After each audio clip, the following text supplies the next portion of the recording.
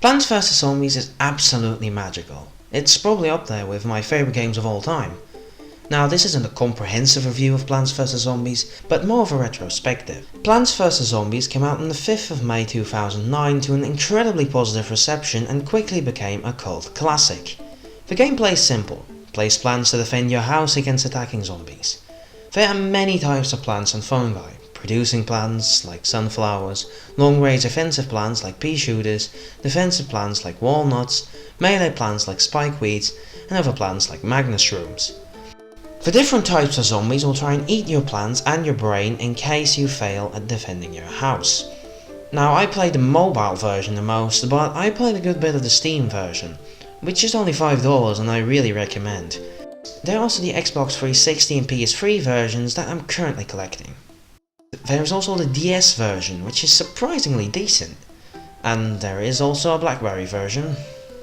That being said, the versions do differ. The DS version is surprisingly the most feature-packed, having various new minigames, although every version is pretty short, having 5 worlds each having 10 levels.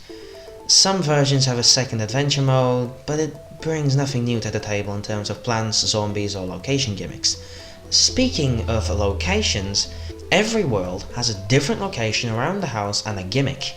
World 1 is the front garden during the daytime, acting as a bit of a tutorial. World 2 is the front garden at night time, which adds some difficulty as sun doesn't fall from the sky like in daytime levels. On a side note, is it just me or do sunflowers make sun slower at night? There are also graves, which I absolutely hate because I can't make symmetrical setups. World 3 is the back garden that has a pool. The playing field is 1 tile wider than the other worlds, which is to compensate for easier zombies on the water lanes. Though that is for a reason. You have to spend 25 sun more to be able to place plants on water, because you have to place lily pads first. World 4 is the back garden at night time, but with fog. There are no graves, luckily, and the last level of World 4 is even darker, only being able to see about every 5 seconds, which I absolutely hate this level, to be honest. World 5 is the roof. You can't just place plants on the roof itself, you have to place plant pots first. Similar to World 3 and 4's lily pads, they cost 25 sun. These worlds are all different, which is one of the things that makes the game fun. The other one is the plants. Now, if I was here to just list every plant and its functions, I would be here for an hour, especially since we're going to talk about Plants vs Zombies 2 as well. But the different plants that you get every level really make the game more enjoyable. The mini-games are the icing on the cake. Vase Breaker is not my favourite, but still great. You break vases and they could have either a zombie or a plant. iZombie is definitely my favourite.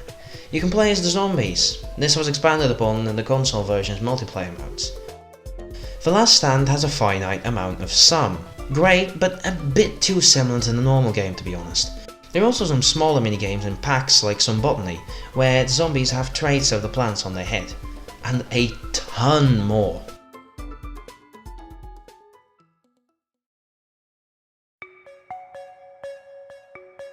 Then EA bought PopCap and everything went downhill. Let's start with Plants vs Zombies 2, released on October 23rd, 2013. It's fine, but the ice pea shooter costs as much as the first game in its entirety. Most of the old plants cost $5, which is absolutely terrible. The game has a story. You start off in the front garden like usual, but then a time machine comes out of nowhere and you go back in time for a taco. Yes, that is the premise. The sequel is very similar in gameplay, but much harder and microtransaction laden. The difficulty would be fine if you wouldn't have to pay $20 just for the old plants. The game looks fine, arguably better than the original, but the art style just doesn't really look right in my opinion. The game also changed completely around 2014, completely changing the map, removing some music tracks for some reason, and adding more microtransactions. Right. Though it isn't all bad, the game has some challenge levels like protect the plants or don't plant on Dave's mold colony. The game is known for being way too difficult, and it is. I couldn't even beat the first world without dying. Multiple times.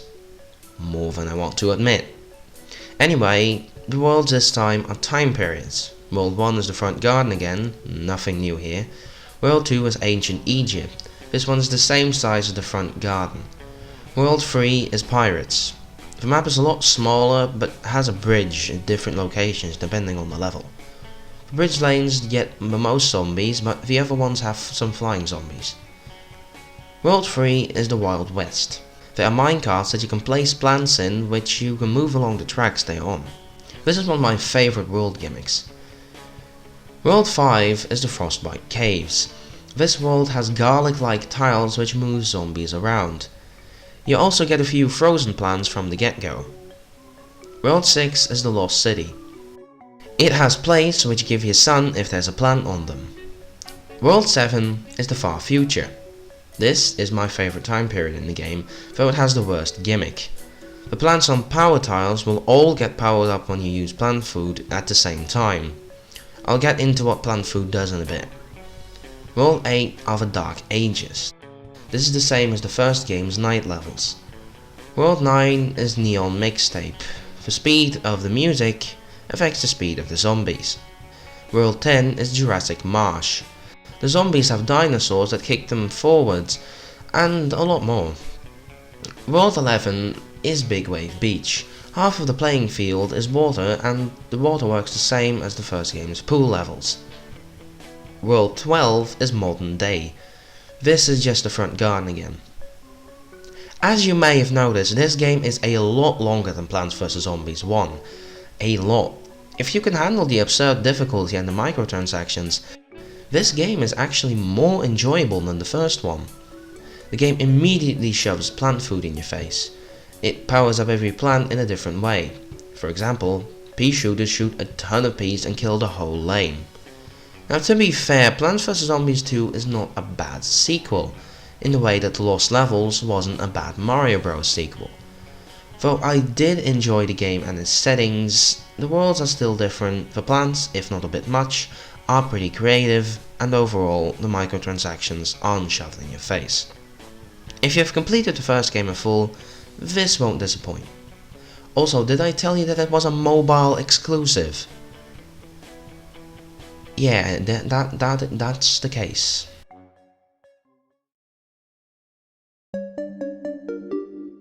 Now, EA, what is this?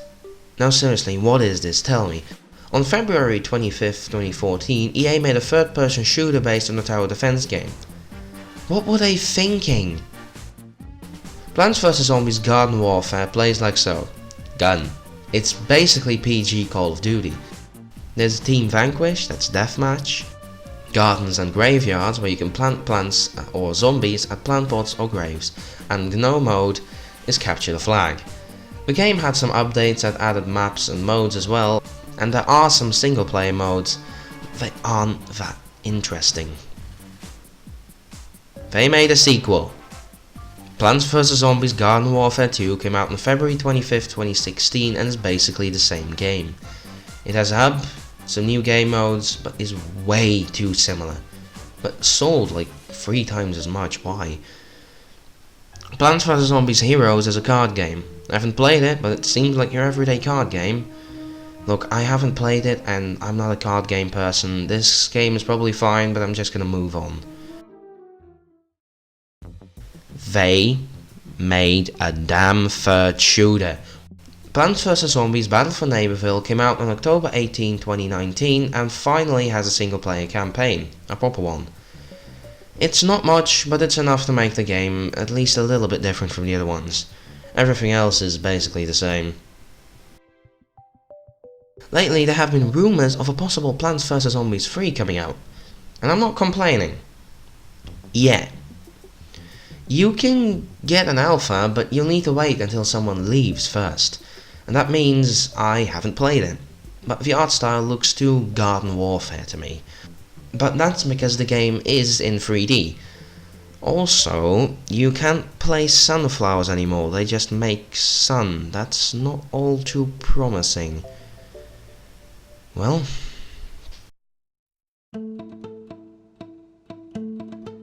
The Plants vs Zombies series has been through a lot lately, and although my favourite is and will always be the first game, you can like every game as much as I do the first one. Plants vs Zombies 3 intrigues me, and the series is important to me.